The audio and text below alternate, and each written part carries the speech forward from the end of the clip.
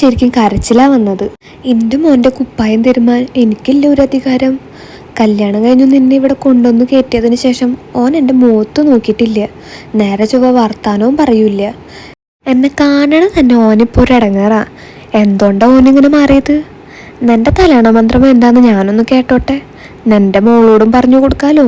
ഓളും ഒരിക്കലും അത് ഉപയോഗിച്ച് കെട്ടിയോനെ ഓൻ്റെ അമ്മയുടെ അടുത്തൊന്ന് തെറ്റിച്ചോട്ടെ.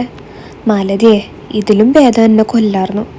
കുറച്ച് എലിവശം ചന്തേന്ന് കൊണ്ടുവന്ന് എനിക്ക് കാപ്പിയിൽ ചേർത്ത് തരാറുന്നില്ലേ?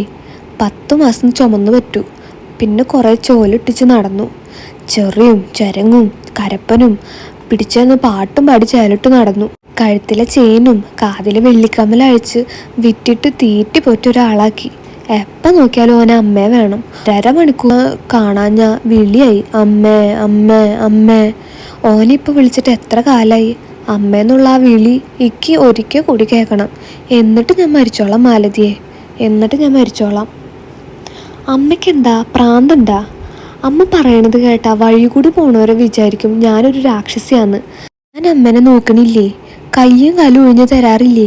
കഷായം ഉണ്ടാക്കി തരാറില്ലേ? ഇങ്ങനെ നന്ദില്ലാണ്ട് സംസാരിക്കരുത് കേട്ടാ. ദൈവം കേൾക്കില്ലേ?